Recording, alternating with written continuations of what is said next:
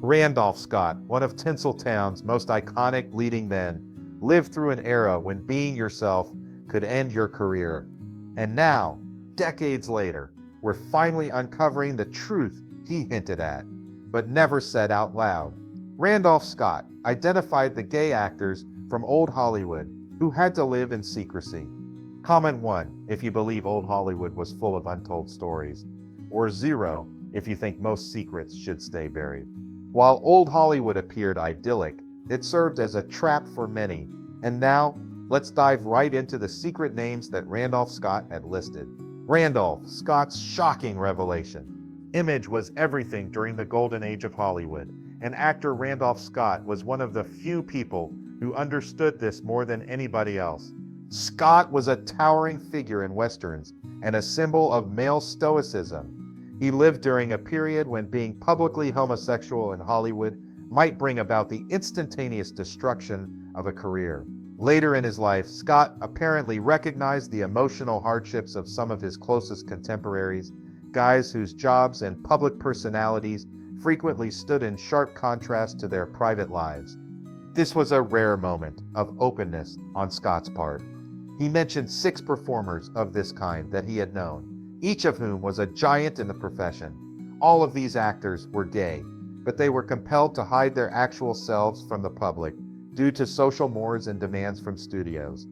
Cary Grant may have been the most well-known name on Scott's list, and he was also the one who was most closely associated with him. They lived together in a beach home in Santa Monica for more than a decade, during which time they had a notably intimate connection. This romance took place throughout the 1930s and early 1940s. Grant and Scott were frequently seen in domestic situations, such as reclining poolside or sharing meals. These photographs provided a look into what many people have thought to be a love connection that was skillfully concealed under the idea of friendship. The press referred to them as bachelor housemates. There has been persistent curiosity regarding the nature of their connection for decades, although both men subsequently married women. It was a sad need at the time for Scott, who remained Grant's unwavering friend throughout his whole life, to conceal the truth about their relationship. Clift's real-life emotional torment frequently reflected his roles, and he was famed for his agonizing performances in films such as A Place in the Sun and From Here to Eternity. Montgomery Clift was another name that Scott cited. He was one of the most sensitive and emotionally raw performers in Hollywood. Clift's sexuality was a well-kept secret among those who worked in the entertainment industry, although he never publicly acknowledged his sexual orientation. Because of the demands of his job and the catastrophic automobile accident that occurred in 1956, which left him physically and emotionally damaged, he fought with an enormous inner conflict. The circumstances exacerbated this conflict. Randolph Scott, who was able to witness Clift's self-doubt and sadness personally, felt profound empathy for a guy whose genius was obscured by the fact that it was impossible for him to live freely by his disabilities. It is possible that Merv Griffin is most often recognized today as the pleasant talk show presenter and entertainment tycoon who was responsible for game programs such as Jeopardy and Wheel of Fortune. However, beneath the friendly public image, there was a guy who was extremely secretive about his personal life. Griffin has never publicly addressed his sexuality, although there have been rumors and persistent conjecture about it for years. Scott knew another side of him that had to navigate the worlds of fame and secrecy. When Griffin was building his media empire, the risks were not only personal, but also financial and corporate. He was doing it at a time when being exposed might lead to ruin, so the stakes were tripled for him. One such actor that Scott mentioned as someone who had to conceal his actual identity was Jim Nabors, who was well known for his role as the clumsy but endearing Gomer Pyle on The Andy Griffith Show and its spin-off, Gomer Pyle United States Marine Corps. Stan Cadwallader and Nabors were in a committed relationship for a considerable amount of time, and in 2013, just prior to Nabors' passing, the couple was finally able to tie the knot. On the other hand, Nabors had to carefully control his public image to prevent any scandals when he was at the height of his celebrity. It was a joke that severely disturbed Nabors and highlighted how poisonous and harmful Hollywood's rumor mill could be for homosexual artists. The joke was based on a recurrent urban tale that claimed that Neighbors and Rock Hudson had married. Cesar Romero was known for his charisma and his bachelor lifestyle. He was frequently cast in leading parts, but he is most recognized for his portrayal as the flamboyant Joker in the Batman television series that aired in the 1960s. Romero kept up a public character as a ladies' man, despite the fact that he never married. However, his homosexuality remained a well-kept secret inside the business. Scott expressed regret over the extent to which Romero had to conceal his private life from the public, despite his sophistication and wit. Scott described him as a man of tremendous dignity who deserved to live and love without restriction. But a cruel culture denied him the opportunity to exercise that basic right.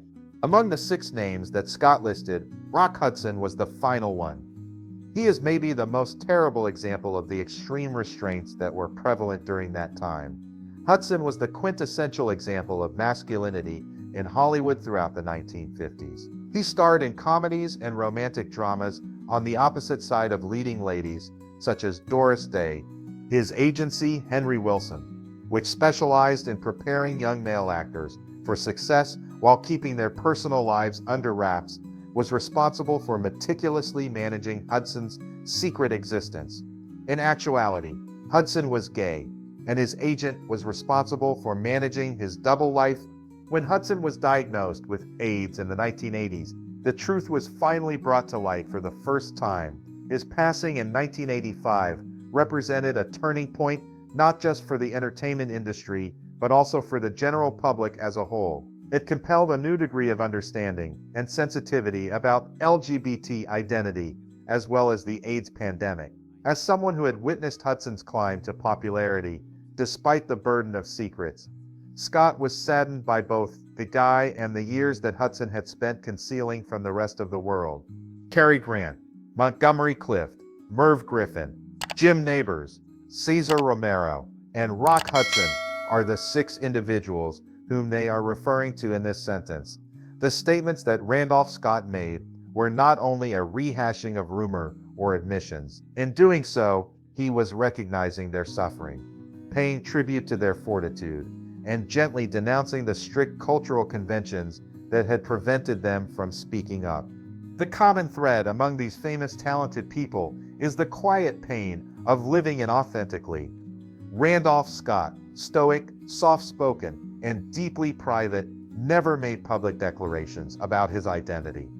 But those closest to him say he carried the weight of what was never said. He observed the impact it had on people.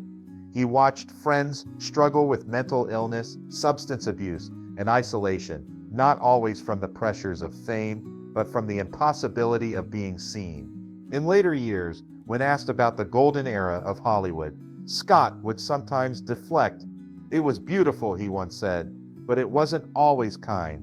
That simple phrase, uttered with a heavy pause, said more than he could ever safely reveal. His friendship with Cary Grant remained a quiet thread throughout his life, a love story perhaps, or a lifelong companionship that defied easy labels, a union of contrasts. Before Randolph Scott settled into the quiet, steadfast rhythm of family life with Patricia Stillman, his heart had once been tied, briefly and intriguingly, to one of the most storied names in American high society. In 1936, at a turning point in his early film career, Scott married Marion DuPont, a refined and formidable woman whose lineage and legacy reached back to the foundations of American industry. Marion was no ordinary heiress. As a direct descendant of Eleuthère Irénée Dupont de Nemours, the French chemist and founder of the E.I. Dupont de Nemours & Co., she had been born into privilege, but shaped by discipline. Her father, William DuPont Sr., was not only a powerful industrialist, but also a man obsessed with horses, a passion he passed on to his daughter. Marion embraced that legacy with her own commanding presence in the world of equestrian sports. She was as comfortable in the stables of Virginia as Randolph was on the saddle of a film set, playing cowboys under the blistering lights of the Western frontier. what brought them together remains something of a mystery. Perhaps a friendship forged in elite circles, perhaps a shared love of tradition, or perhaps simply curiosity. In an odd twist of fate, Scott had served as best man at Marion's first wedding to George Somerville, a Virginia horse breeder. That kind of intimate proximity over time may have grown into something deeper, but their backgrounds couldn't have been more different. He, a Southern-born actor on the rise in the unpredictable world of Hollywood, she, a poised equestrian aristocrat with generations of wealth behind her and an East Coast heritage steeped in decorum. Their marriage was dazzling on paper. Old money meets golden age cinema. But beneath the elegant exterior, the fault lines soon appeared.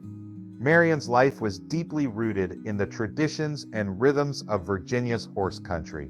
She had her own legacy to uphold, one not measured by box office returns, but by bloodlines, pedigrees, and the thundering excitement of the racetrack.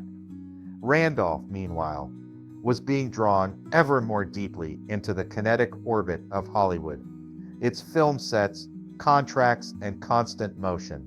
They were, perhaps, two people who admired one another deeply, but who lived in two very different worlds.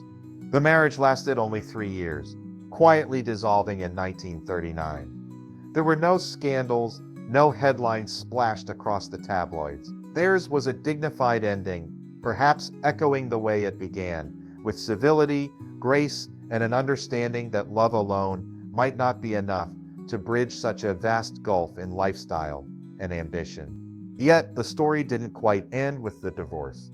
In a decision that continues to intrigue historians and fans alike, Marion chose to keep his name.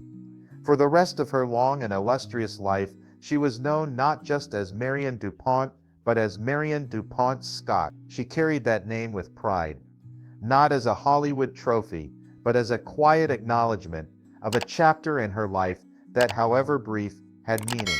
Whether it was affection, nostalgia, or simply a symbol of mutual respect, the name endured, and so did Marion's own legacy. She transformed her family estate, Montpelier, into a beacon of American horsemanship and philanthropy. A woman of formidable grace, she remained a driving force in the world of steeplechase racing, championing both horses and historic preservation until her death in 19... For Randolph Scott, the marriage would remain a short but fascinating detour in a life otherwise marked by consistency and order. And for Marion, it was a rare interlude from her world of bridles and breeding, an affair with a cowboy who was, for a moment, her partner. Two distinct legacies, one brief union, and a name that quietly bound them across the decades. A life anchored in quiet devotion. By the time Randolph Scott met Patricia Stillman, he had already lived many lives. He had survived a war, conquered the Hollywood studio system, and carved his image into the mythos of the American West. But underneath the celluloid legend was a man still searching for something lasting, something that couldn't be framed or filmed. In Patricia, he seemed to find it not a mirror of his fame, but a quiet companion who offered what all the lights and cameras never could: peace. They married in 1944, amid a world in chaos. World War II raged overseas, and Scott was at the peak of his career, with box office hits under his belt and a reputation as one of Hollywood's most dependable leading men. Patricia was just 25, more than 2 decades his junior, a slender, intelligent brunette with a gentle presence and sharp mind. Though she had dabbled in acting, her ambitions lay elsewhere. She wasn't interested in becoming part of the Hollywood machine. She was interested in building a home, a life, and a partnership. And Randolph, perhaps weary of the fleeting glitter around him, found her timing perfect. Their marriage stood in stark contrast to the whirlwind romances and tabloid entanglements of their peers. There were no scandals, no public fallouts, and no drunken fights splashed across headlines. Instead, what emerged was something rare in the entertainment industry: stability. Quiet, enduring, steadfast stability. They lived not for parties or premieres, but for evenings on the veranda, Sunday breakfasts, and summers with their children. In 1950, after 6 years of marriage, they adopted 2 children, Sandra and Christopher. The reasons for adopting remained private, as was the Scots way, but the decision was unmistakably grounded in love. For a man who had once portrayed lonely cowboys and rugged bachelors riding into the sunset, becoming a father brought him a new kind of role, one without applause, but full of meaning. Their Beverly Hills home reflected their values, elegant but never ostentatious. It was a place of comfort and warmth, filled with laughter, long dinners, and books rather than bright lights. Scott became the kind of father who rarely spoke of his fame. He was more interested in teaching his children patience, respect, and the importance of keeping your word. He was from a generation where character wasn't something performed, but lived. As he aged, Scott gradually stepped back from the industry that had given him so much and demanded just as much in return. By the mid-1950s, he began slowing down his workload, appearing in fewer films, choosing quality over quantity, and savoring the time he spent at home. His final film, Ride the High Country, would become a fitting swan song, a meditation on dignity, aging, and integrity that mirrored the man himself. Patricia remained by his side through it all, quietly elegant, fiercely loyal, while others around them fell into ruinous habits, scandal, or career-ending excess. The Scotts weathered time with grace. Their marriage wasn't plastered across magazines, but those who knew them up close spoke of deep affection, mutual respect, and a kind of love that didn't shout but whispered. Even in his final years, when age began to etch deeper lines into his famously stoic face, Randolph was never alone. Patricia was always there, his partner, caretaker, and confidant. They had built a sanctuary together, far from the Klieg lights and red carpets. It was a legacy of devotion, perhaps the most important of all. Randolph Scott died in 1987 at the age of 89. Patricia lived on until 2001, quietly preserving his memory without spectacle. In a world often drawn to noise, they had chosen silence. In an industry obsessed with reinvention, they had chosen permanence, and in a city known for breaking hearts, theirs had endured. Their love story, low profile but luminous, wasn't the one Hollywood liked to tell, but it was one worth remembering. The making of a quiet legend. Before the cowboy hat, before the saddle, before the iconic squint beneath a wide western sky, he was simply George Randolph Scott, a boy born on January 23, 1898, in the rolling hills of Orange County, Virginia. He came into a world still reverberating from the echoes of the Civil War, a world where tradition clung tightly to identity, especially in the American South. The roots were deep, the expectations deep. The Scott family soon settled in Charlotte, North Carolina, where Randolph was raised amid the genteel rituals of Southern propriety. His father, George Grant Scott, was a certified public accountant, a meticulous man of numbers and order who believed in respectability above all. His mother, Lucille Crane Scott, a woman of strong will and delicate grace, ran the household with the quiet resolve of someone who understood the value of appearances, but also the strength hidden behind them. Randolph grew up in a house of starched collars, yes ma'ams, and silent codes. But underneath the manners, there was restlessness in the boy, something that would never quite settle. From an early age, Randolph embodied contradiction, athletic and cerebral, courteous but drawn to risk, well-bred yet increasingly curious about the world beyond drawing rooms and debutante dances. He excelled in sports, finding a kind of poetry and movement at the Georgia Institute of Technology and later at the University of North Carolina at Chapel Hill. He pursued his studies with the same earnestness that marked his character. But it was in the drama department, away from the stately columns and academic lectures, that he found something that felt like home. On the stage, he could both escape and reveal. It was pretend, but it was honest. Then came the war. Like many young men of his generation, Randolph Scott answered the call to serve in World War I. He became an artillery observer, posted to France, an experience that carved away any lingering illusions of grandeur. He witnessed the horror, the silence between blasts, the fragility of life against steel and smoke. But he also saw camaraderie, resilience, and moments of grace amidst the mud. War didn't harden him. It quieted him. It deepened the stillness that would later define his screen presence. When he returned, he did so not with fanfare, but with a kind of sacred withdrawal. Some things couldn't be spoken about. So he didn't. The post-war years left him suspended between duty and dreams. In a country roaring into the 1920s with jazz, flappers, and modernity, Randolph, always deliberate, always composed, found himself drifting towards something less conventional, Hollywood.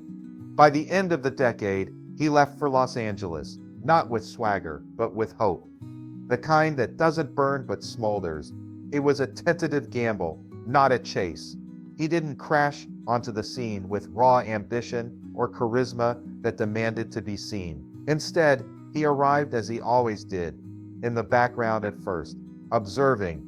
Connections helped.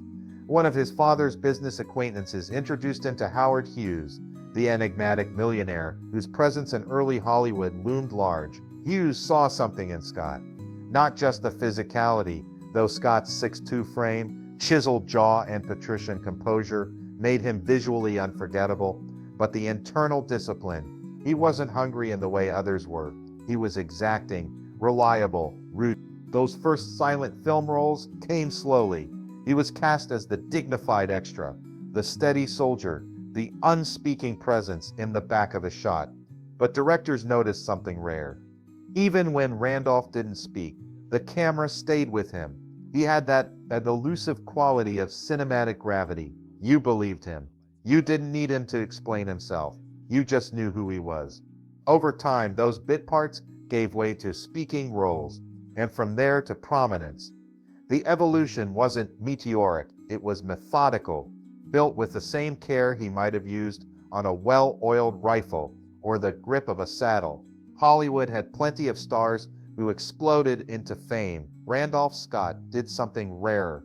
He earned trust with audiences, with directors, with his peers, and beneath every role he played, whether lawman, drifter, or gentleman cowboy, there remained a trace of the boy from Charlotte, the artillery observer from France, the young man who preferred silence to spectacle, a man shaped not by spotlight, but by restraint. And that restraint would make him legendary.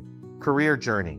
The early parts that Scott played in films such as The Far Call and The Virginian helped him establish himself in the Hollywood industry.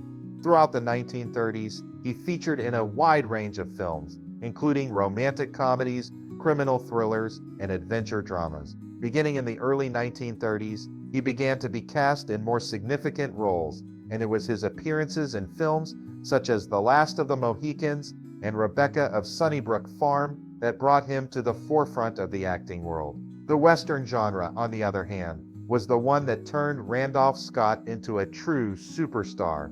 By the 1940s and 1950s, he had established himself as one of the most well-known and revered Western performers in the history of the American film industry. However, it was not until the 1940s that he fully found his place in the Western genre. His restrained yet powerful personality deeply resonated with moviegoers in this genre. In the course of his illustrious career, which spanned more than 3 decades, Randolph Scott made appearances in more than 100 films, of which more than 60 were Westerns. The on-screen presence that Scott intentionally built was one that was powerful and constant, in contrast to the majority of his peers. A character who preserved justice, safeguarded the innocent, and traversed the harsh frontier with calm dignity. He frequently portrayed the role of the solitary cowboy. He was a figure who was moral and resolute. 7 Men from Now, which was released in 1956. The Tall T, which was released in 1957. Ride Lonesome, which was released in 1950, were among the westerns that he worked on, often with director Bud Bedichert and screenwriter Burt Kennedy throughout the 19th. These films, which are sometimes referred to together as the renowned cycle, are today regarded as masterpieces of minimalist narrative and psychological depths, demonstrating Scott at the pinnacle of his artistic career. It was not just Randolph Scott's physical presence that made his performances so engaging, it was also his sophisticated ability to portray inner fortitude and personal integrity without resorting to extravagant gestures or unnecessary language. However, his characters were seldom one-dimensional, despite the fact that he was frequently portrayed as the morally upright hero. In many cases, these were men who had been damaged by loss and worn down by violence, but who remained unyielding in their sense of what was right and wrong. He was a favorite of both filmmakers and fans due to the fact that he possessed a blend of stoicism, vulnerability, and ethical principles. Scott's representations were reserved and contemplative, providing a more subtle and realistic image of frontier masculinity. This stands in stark contrast to other Western performers like John Wayne, whose roles were defined by their enormously bold personalities. He was also a shrewd businessman who made astute investments in oil, real estate, and other endeavors. As a result, he was able to spend his retirement years in luxury in the early 1960s, following the release of his final picture, Ride the High Country, which was directed by Sam Peckinpah and was a classic film that served as a suitable conclusion to his career. And beautiful swan song that matched Scott's own exit from the silver screen. That picture featured Scott in a starring role opposite Joel McCrea as two elderly lawmen who were confronting the twilight of the Old West. Since the beginning of his life, Scott has maintained his status as a highly regarded person in the entertainment industry. He is known for his expertise, discipline, and modest benevolence. It appears that he did not seek for an Academy Award, and he did not win any of them. But he earned the lasting respect of peers and critics alike for his consistent artistry and sincerity. His contributions to American cinema, particularly in the Western genre, have left an everlasting impression, and they have influenced performers and filmmakers of several generations that came after him.